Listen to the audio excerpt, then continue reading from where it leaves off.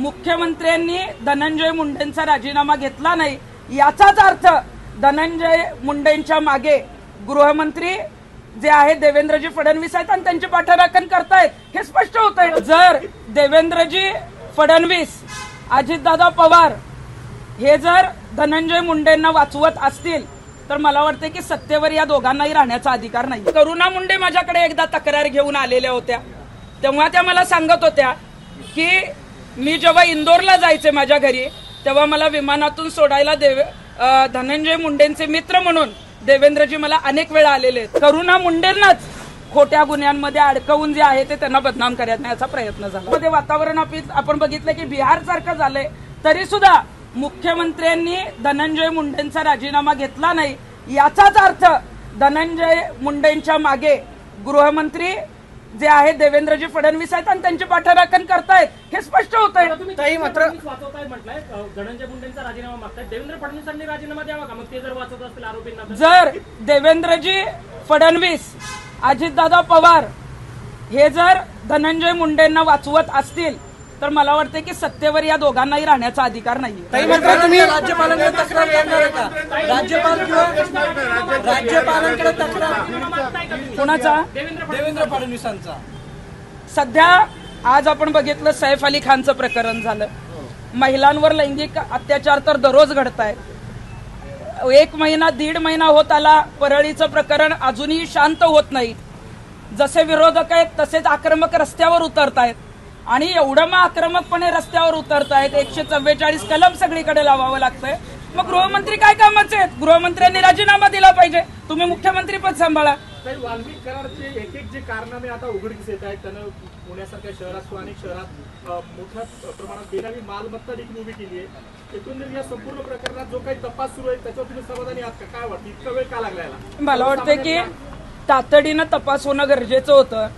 आमच्यावर एखाद्या आंदोलनाची केस झाली तर तातडीनं तपास केला जातो, तातडीनं ताब्यात घेतलं जातं, बऱ्याच गोष्टी केल्या जातात आणि एवढे जे काही मालमत्ता बेनामी मालमत्ता सापडतायत, अनेक प्रकरणं बाहेर येत आहेत, हजारो लोक रस्त्यावर आहेत, तरी सुद्धा कुठलाही तपास जो आहे तो व्यवस्थितरित्या चालत नाही। मध्ये सीआयडी पथक नेमावं लागतं, मध्येच एसआयटी पथक नेमावं लागतं, त्यातले मध्ये सीआयडीचे जे अधिकारी आहेत ते निलंबित करावे लागतात किंवा त्यांची बदली दुसरीकडे करावी लागते। नेमकं राज्यात काय चाललंय? काय गृह खात्यावर विश्वास ठेवायचा का नाही? आम्ही सगळ्यांनी जे आहे ते सुरक्षितपणे राहायचंय का नाहीये? या संदर्भात तुम्ही तक्रार करणार आहात का राज्यपाल किंवा राष्ट्रपतीकडे? कायदा सुव्यवस्था राज्यातली बिघडलेली आहे, मुख्यमंत्री सक्षम नाही या संदर्भात। कायदा सुव्यवस्था राज्यामध्ये पूर्णपणे बिघडलेली आहे। प्रत्येक मिनिटाला एक गुन्हा घडतोय। मोठमोठे जे आहेत ते गुन्हे अशा पद्धतीचे घडतायत की महाराष्ट्राला बिहार व्हायला वेळ लागणार नाही आणि तसं सध्या चित्र पण आहे। त्यामुळे मला वाटतं की महायुतीचं सरकार जरी बहुमताने आलेलं असेल तरी सुद्धा तुम्हाला जर ते सांभाळता येत नसेल, तुम्हाला जर राज्याला न्याय देता येत नसेल तर निश्चितच मग मुख्यमंत्र्यांनी राजीनामा दिला पाहिजे आणि मग लवकरच या संदर्भामध्ये त्यांनी जर तातडीची पावलं उचलली नाही तर मात्र मग राज्यपालांची भेट घेऊन आम्हाला त्यांच्या राजीनाम्याची मागणी करावी। हा यातला सगळ्यात महत्त्वाचा मुद्दा आहे। तुम्ही असं म्हणालात की आरोप करताय त्या आश्रमाची चौकशी व्हावी अशी तुमची मागणी आहे। ज्या आश्रमाच्या संदर्भात मी इथं वक्तव्य केलेलं आहे, जो दिंडोरीचा श्रीराम मोरे म्हणजे अण्णासाहेब मोरेंचा आश्रम आहे, त्याची संपूर्ण चौकशी झाली पाहिजे। त्यांच्या अगदी तिथं जी काही बिल्डिंग आहे त्या बिल्डिंगमध्ये कुठं काय चालतं, तिथल्या तळमजल्यावर काय चालतं, कुठल्या राजकारण्यांचे काळे पैसे त्या आश्रमामध्ये खाली खोदून ठेवलेले आहेत, हे सगळे जे आहे ते मुख्यमंत्र्यांनी बाहेर काढणं गरजेचं आहे। सगळ्यात महत्त्वाचा याच्यातला मुद्दा आहे, तुम्ही असं म्हणाल देवेंद्र फडणवीस आहेत का? मला वाटतं की धनंजय मुंडे ज्या पक्षात आहेत त्यांचे प्रमुख तर निश्चितच अजितदादा पवार आहेत, परंतु जेव्हा करुणा मुंडे माझ्याकडे एकदा तक्रार घेऊन आलेल्या होत्या तेव्हा त्या मला सांगत होत्या की मी जेव्हा इंदोरला जायचे माझ्या घरी तेव्हा मला विमानातून सोडायला धनंजय मुंडेंचे मित्र म्हणून देवेंद्रजी मला अनेक वेळा आलेले आहेत। मग आपण समजू शकतो की धनंजय मुंडेंचे मित्र जर देवेंद्रजी फडणवीस असतील तर तपास सरळ मार्गी कसा होईल? तुम्ही सगळ्यात महत्त्वाचा मुद्दा जो उपस्थित केला, करुणा मुंडे जे बोलले आहेत, करुणा मुंडे माझ्याकडे ऑफिसला आल्या होत्या तक्रार घेऊन, अनेक मंत्र्यांकडे त्या गेल्या। जे आता विरोध करतायत धनंजय मुंडेंना ते आधी त्यांच्याच पक्षात होते, परंतु त्यावेळेला मी सांगितलं होतं की तुम्ही देवेंद्रजी फडणवीसांनाही भेटा. त्यावेळेला त्यांनी मला सांगितलं की देवेंद्रजी फडणवीस हे धनंजय मुंडेंचे एकदम जिवलग मित्र आहेत. कधी जर मला इंदोरला माहेरला जायला लागायचं तर मला विमानामधून सोडायला देवेंद्रजी फडणवीस जे आहेत ते धनंजय मुंडेंऐवजी यायचे. नाही, याचा अर्थ हेच आहे की मैत्री आहे, दाखवायचं वेगळं आणि करायचं वेगळं. आतापर्यंत खरोखरच देवेंद्रजी फडणवीसांवर मोठा विश्वास आहे आमचा, परंतु राजीनामा जर घेतला असता तर पुढे गुन्ह्याचा तपास होईल. मोका दाखल झाला, पण मोकाही कधी दाखल झाला? जेव्हा कोणीतरी टॉवरवर चढतं तेव्हा, कोणीतरी रस्त्यावर उतरतं तेव्हा.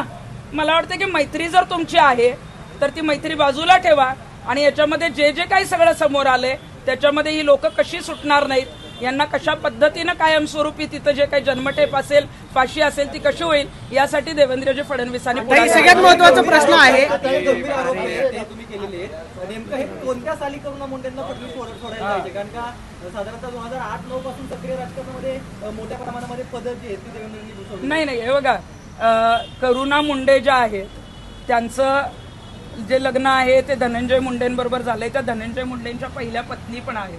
त्यामुळं साधारण 2005च्या आधीचा तो कालावधी असेल, एक्झॅक्ट मला साल सांगता येणार नाही, परंतु जी काय 1995 ते 2005च्या दरम्यान या ज्या काही गोष्टी आहेत त्याच्यामध्ये मला त्यांनी स्पष्ट सांगितलेलं होतं. आणि त्यावेळी त्या मला म्हणत होत्या की ताई हमें तो न्याय नहीं मिलेगा क्योंकि उनका फ्रेंड ही जो है वो सीएम बना है, उनके जो नजदीक के लोक आहे. मग त्या अनेक वेळा सुप्रिया सुळेंकडे गेल्या. सुप्रिया सुळेंचे तर अक्षरशः जे आहे ते उंबरटे त्यांनी जिजवले. अजितदादांकडे गेल्या, परंतु कुठलाही गुन्हा, कुठलीही कारवाई झाली नाही. उलट करुणा मुंडेंनाच खोट्या गुन्ह्यांमध्ये अडकवून जे आहे ते त्यांना बदनाम करण्याचा प्रयत्न झाला. वाल्मिक कराडनं मुख्यमंत्री एकनाथ शिंदे असताना जी बैठक घेतलेली होती ती महिलांवरती अत्याचार झाले म्हणून हे प्रकरण दाबण्यासाठी घेतलेली होती की आर्थिक व्यवहार काय झालेला होता? नक्की प्रकरण महिलांवर महिलेच्या अत्याचाराच्या संदर्भातला एक तक्रारी अर्ज नाशिकच्या पोलीस स्टेशनला दाखल झालेला होता. आणि हे प्रकरण जर बाहेर आलं तर दिंडोरीच्या आश्रमाचे वाभाडे निघतील. तिथले जे प्रमुख आहेत त्यांना जेलमध्ये जावं लागेल. आणि हे प्रकरण दाबण्यासाठीच वाल्मिक कराडने पुढाकार घेतला होता आणि सह्याद्री अतिथीगृहात जानेवारी 2024ला जी आहे ती मीटिंग मुख्यमंत्र्यांबरोबर लावली होती.